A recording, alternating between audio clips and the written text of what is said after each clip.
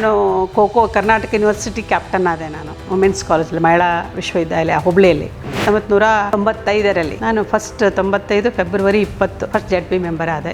ನಮಗೆ ಹಾವೇರಿಗೆ ಸೇರಿಸ್ಬಿಟ್ರೆ ನಮ್ಮ ಶಿಗ್ಗಾಂವ್ ತಾಲೂಕು ಅಂತ ನಾವು JH ಪಟೇಲ್ರ ಹತ್ರ ರಿಕ್ವೆಸ್ಟ್ ಮಾಡಿಕೊಂಡ್ರೆ ಎಲ್ಲ taluk panchayat member ZP member ಎಲ್ಲರೂ ಒಟ್ಟಿಗೆ ಹೋಗಿ ನಾನು ಮೆಂಬರ್ ಆಗಿ 1 ತಿಂಗಳಿಗೆ ನಂದು ಗೌರ್ಮೆಂಟ್ ಆರ್ಡರ್ ಬಂತು ಹೈಸ್ಕೂಲ್ ಟೀಚರ್. ಆವಾಗ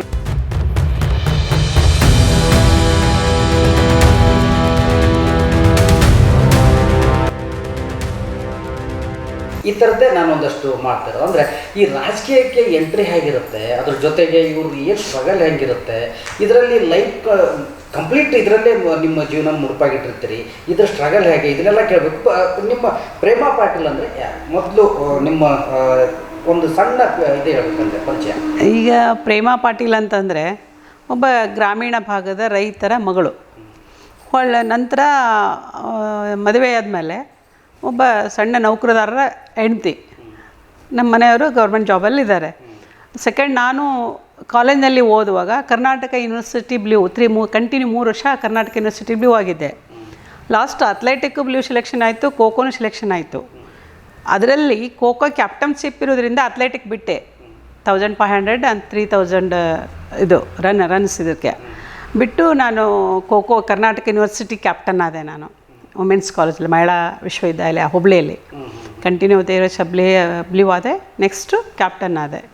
ನಂತರ ನಾನು CPEd ಮುಗಿಸಿದೆ, BPEd ಮುಗಿಸಿದೆ, ಹೊಳ್ಳಿ PE ಟೀಚರು ಆದೆ. PE ಟೀಚರಾಗಿ ಗರ್ಲ್ಸ್ ಹೈಸ್ಕೂಲ್ ಶಿಗ್ಗಾಂವದಲ್ಲಿ ನಾನು 9 ವರ್ಷಗಳ ಕಾಲ ಫ್ರೀ ದುಡಿದೆ. ಅಂದರೆ ಅನ್ಎಡೆಡ್ ಸ್ಕೂಲ್, ಅದು ಎಡೆಡ್ ಆಗಿರಲಿಲ್ಲ. ನಾನು ಫ್ರೀಯಾಗಿ ಅಲ್ಲಿ ದುಡಿದೆ. ನಂತರ ಲೇಡೀಸ್ ರಿಸರ್ವೇಷನ್ ಬಂತು ಹುಲ್ಗೂರು ಜಿಲ್ಲಾ ಪಂಚಾಯತಿ ಕ್ಷೇತ್ರಕ್ಕೆ.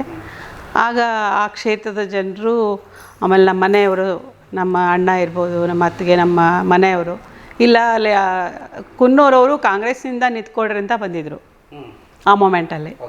ಬಟ್ ನಾವೆಲ್ಲ ಜನತಾದಳದಲ್ಲಿದ್ದರು, ನಮ್ಮ ಬ್ರದರೆಲ್ಲ. ಅವರು MS ಅಕ್ಕಿಯವರು ಇದರಿಂದ ಅವ್ರು ನನಗೆ ಜನತಾದಳದಿಂದ ಟಿಕೆಟ್ ಕೊಟ್ಟರು. 1995ರಲ್ಲಿ ನಾನು first 95 February 20 first ZP member ಆದೆ. ಅವಾಗ ಧಾರವಾಡ ಜಿಲ್ಲಾ ಪಂಚಾಯತಿ ಇತ್ತು, 18 ತಾಲೂಕುಗಳು ಬರ್ತಾಯಿದ್ವು, ಅಲ್ಲಿ ಮೆಂಬರ್ ಇದ್ದೆ ನಾನು. ನೆಕ್ಸ್ಟು ಡಿಸ್ಟ್ರಿಕ್ಟ್ ಡಿವೈಡ್ ಆಯಿತು. ಅವಾಗ ವರ್ಗ ಮಹಿಳೆ ಅಂತ ಹಾವೇರಿಗೆ JH ಪಟೇಲ್ರು CM ಇರುವಾಗ 3 ಜಿಲ್ಲೆ ಅದು ಇದು ಹಾವೇರಿ, ಗದಗ ಮತ್ತು ಧಾರವಾಡ. ಆವಾಗ ಹಾವೇರಿಯಲ್ಲಿ ಫಸ್ಟು ಶಿಗ್ಗಾಂವ್ ತಾಲೂಕು ಧಾರವಾಡಕ್ಕಿತ್ತು. ಆ ಮೂಮೆಂಟಲ್ಲಿ ನಾವು ಸ್ಟ್ರಗಲ್ ಮಾಡಿದ್ವಿ. ಯಾರು, ನಾನು, MN ವೆಂಕೋಜಿ, ರಾಮಗಿರಿಯವರು ಎಲ್ಲರೂ ಸೇರಿ JH ಪಟೇಲ್ ಹತ್ರ ಹೋಗಿ, ಇಲ್ಲ ನಮಗೆ ಧಾರವಾಡ ದೂರ ಆಗ್ತದೆ, ಅಡ್ಡಾಡಲಿಕ್ಕೆ ಇದೆಲ್ಲ ಸಮಸ್ಯೆ ಆಗ್ತೈತಿ, ಬರೀ ಟ್ರಾಫಿಕ್ ದಾಟ್ಬೇಕಂದ್ರೆ ನಮ್ಮ ಮೀಟಿಂಗ್ ಮುಗಿದು ಹೋಗ್ಬಿಟ್ಟಿರ್ತಾವೆ, ನಮಗೆ ಹಾವೇರಿಗೆ ಸೇರಿಸ್ಬಿಟ್ರೆ ನಮ್ಮ ಶಿಗ್ಗಾಂವ್ ತಾಲೂಕು ಅಂತ ನಾವು JH ಪಟೇಲ್ರ ಹತ್ರ ರಿಕ್ವೆಸ್ಟ್ ಮಾಡಿಕೊಂಡ್ರೆ ಎಲ್ಲ taluk panchayat member, ZP member ಎಲ್ಲರೂ ಒಟ್ಟಿಗೆ ಹೋಗಿ ನಾವು ಇದು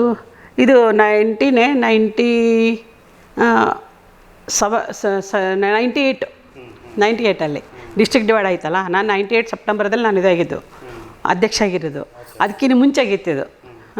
ಆ ಮೊಮೆಂಟಲ್ಲಿ ನಾವೆಲ್ಲ ಹೋಗಿ ಕೇಳ್ಕೊಂಡ್ವಿ. ಅವಾಗ ಆಯಿತು ಅಂತೇಳಿ JH ಪಟೇಲ್ರು ಸಪ್ರೇಟ್ ಮಾಡಿದರು. ಅಂದರೆ ನನಗೆ ಅನ್ನಿಸ್ತಾ ಇರೋದು, ಇದು ನಿನ್ನೆ ಮೊನ್ನೆ ಯಾವುದೋ ಒಂದು ಶಾಸಕ ಸ್ಥಾನಕ್ಕೆ ಹುಡ್ಕೊಂಡ್ರು ಹೋರಾಟ ಅಲ್ಲ, ಇಲ್ಲ ನಿನ್ನೆ ಒಂದು ಯಾವುದೋ ಟಿಕೆಟ್ಗೋಸ್ಕರ ಬಂದಿರತಕ್ಕಂಥ ಜರ್ನಿ ಅಲ್ಲ. ಇದು ನಿಮ್ಮ ತುಂಬ ವರ್ಷಗಳ ಹಿಂದಿನ ಜರ್ನಿ ಇದೆ. 36 ವರ್ಷಗಳಿಂದ ನನ್ನ ಒಂದು ಸಮಾಜ ಸೇವೆ ಮತ್ತು ರಾಜಕೀಯ ಎಂಟ್ರಿ ನಾನಾಗಿರೋದು.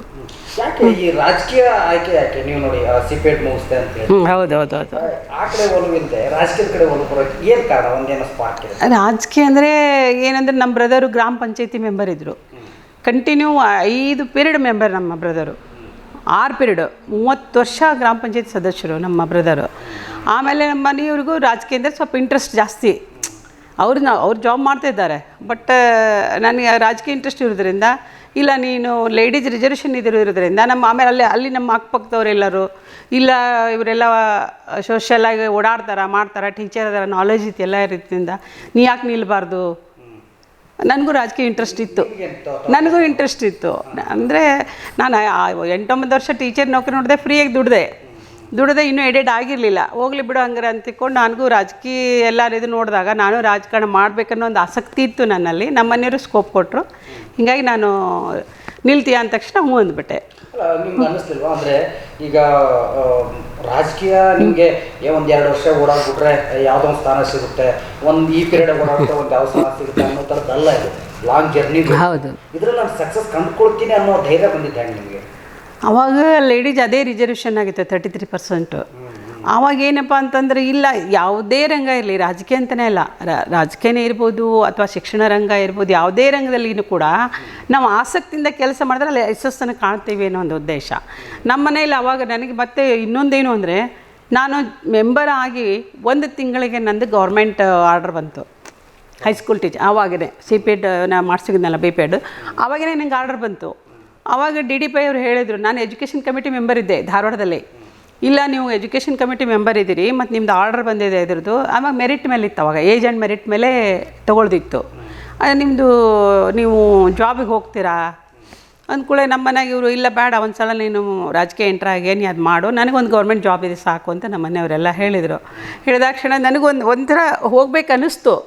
ಎಲ್ಲಿಗೆ ಜಾಬಿಗೆ ಹೋದರೆ 30 ಇಯರ್ಸು ಇದು 5 ಇಯರ್ಸ್ ಅಷ್ಟು ಹಿಂಗೆ ಅಂತ ಅನ್ನಿಸ್ತು. ಆದರೂ ಕೂಡ ಒಂದೇನೋ ಸಮಾಜ ಸೇವೆ ಹಿಂದಿಂದನೂ ಸ್ವಲ್ಪ ನಮ್ಮ ಫ್ಯಾಮಿಲಿಯಲ್ಲಿ ಆ ಥರ ನಮ್ಮ ಬ್ರದರು ನಮ್ಮ ಬ್ರದರು ಅವೆಲ್ಲ ಮಾಡೋದ್ರಿಂದ ಅದನ್ನ ನೋಡಿ ಇಲ್ಲ ಮಾಡಬೇಕನ್ನೋ ಆಸೆ ನನಗೂ ಬಂತು.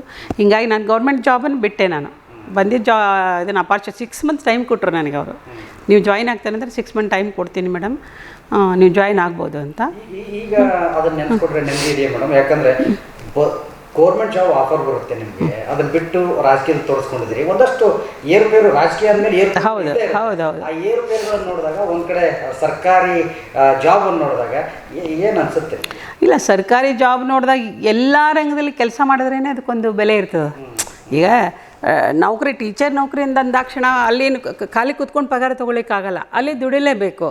ಇಲ್ಲಿ ಏನೋ ಒಂದು ತೃಪ್ತಿ, ಸಮಾಜ ಸೇವೆ ಮಾಡೋದ್ರಿಂದ ಇವತ್ತು ದುಡ್ಡು ಇರಲಿ ಇರದೇ ಇರಲಿ ಅದೊಂದು ತೃಪ್ತಿ ಇರ್ತದೆ ನಮಗೆ. ಏನೋ ಯಾರಿಗೋ ಒಂದು ಸಹಾಯ ಮಾಡಿದೆ ಅಥವಾ ಇದೊಂದು ಕೆಲಸ ಮಾಡಿಕೊಟ್ಟೆ, ಹಿಂಗೆ ಅದೊಂದು ತೃಪ್ತಿ ಇರ್ತದೆ. ಹಿಂಗಾಗಿ ಕೆಲವೊಂದು ಟೈಮ್ ಹೋಗಬೇಕಾಗಿತ್ತೇನೋ ಅಂತ ಅನಿಸಿದ್ರು ಕೂಡ ಇಲ್ಲ ನಾನು ಈ ಕೆಲಸ ಮಾಡೇನಿ, ಜನರೆಲ್ಲ ಒಳ್ಳೇದಾಗೈತಿ ಸಾಕು ಬಿಡು ಅಂತ ಹಿಂಗೆ